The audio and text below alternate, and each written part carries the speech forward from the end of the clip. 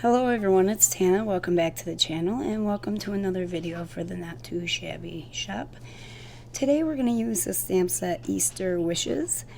I thought this bunny was so darn cute, and we're going to make 3 cards with 3 different styles using the same stamp set. Please excuse the furnace that you may hear in the background. It snowed here today, if you could believe that. It is April 1st and it snowed. And also the little baby chickies that you may hear tweeting and chirping in the background.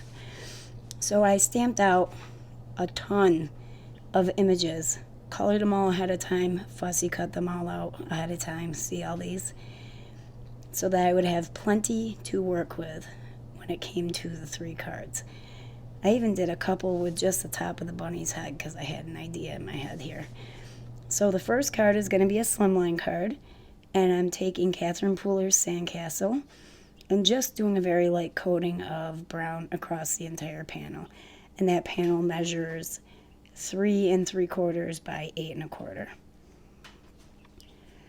After I get that first layer down, I'm going to take this basket weave stencil, and this was part of the latest release from MFT. And Jamie very well may have it in her shop, seeing as how I purchased it from her. I'm now using the darker brown icing on the cake to use that stencil all across the slimline panel.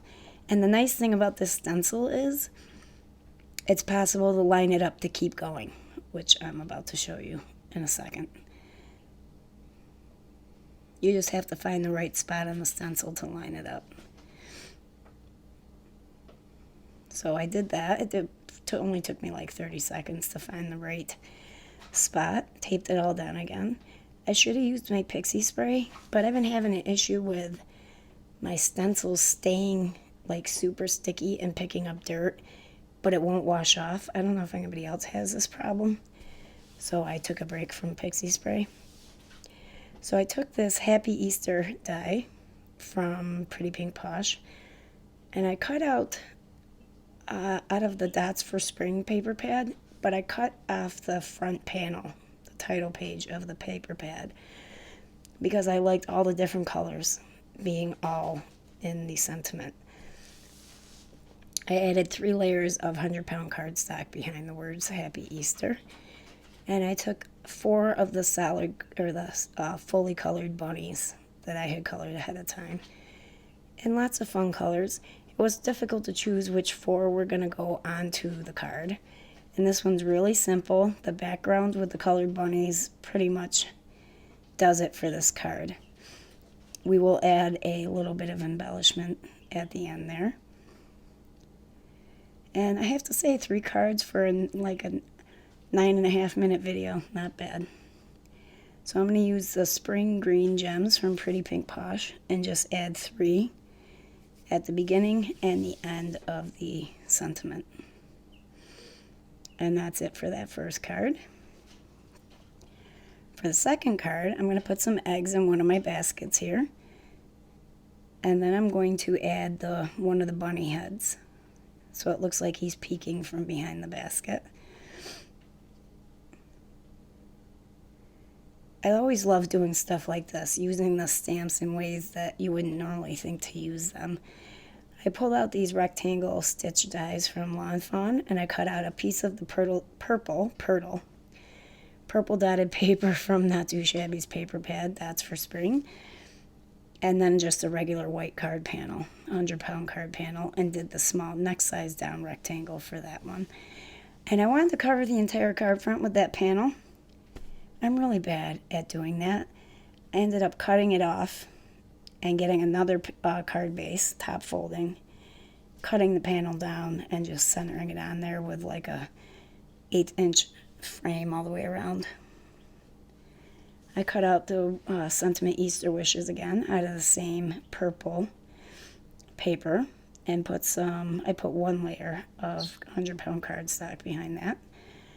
And then I used the remaining bunny and the basket with the eggs, just eggs, not the one with the bunny head, next to them. Glue my sentiment at the top there. Don't forget your tittle. When you're gluing layers of dimension for your sentiment dies and you're doing the tittle, I always keep the paper that the die was cut out of and try to glue it in place like that so it doesn't slide around on you. Popped up that center panel on foam tape and glued it to the front of the mat. And that's it for card number 2. Except for the gems, the pretty pink watermelon gems that I forgot that I added to the card. I'm not with it, guys. I can't wait. I'm like going crazy waiting for spring and spring weather to come. And my vacation next month. So we have another top folding card for card number 3. And this time we're going to do an oval or egg-shaped card, which is a first for me. I don't think I've ever tried this before. So I took my largest size oval nesting die from my Hero Arts nesting dies, and I made sure that when I put it in the die cutting plates, that the top of the die was not on the card, the folding part of the card base, but I also moved the top cutting plate down so that no matter what, even if I made a mistake, it would not cut there. I ran it through twice to make sure it would cut through both layers of the card base, and it worked out fairly well. I used paper from the Echo Park Easter pad. I think it's 2 years old at this point, and I wanted it to look like a decorated Easter egg. Pulled out my scallop circles from my stash, cut one out of the center of the oval cardstock. I used the next size down in the ovals to cut out that paper pad oval also. And then I used another one that matched that paper pad. This one has carrots, and it came in that same Echo Park pad. Put that in the center where it would be seen when you put that oval on the top. I can't seem to find my words today, guys. I'm sorry.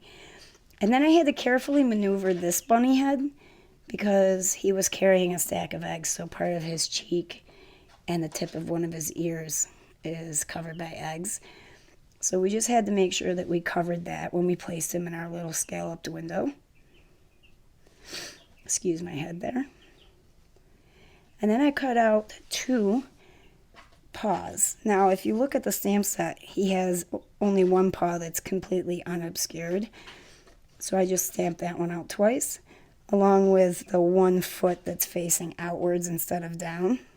I stamped out 2 of those as well. Colored them all in, and we will see what we're going to do with them.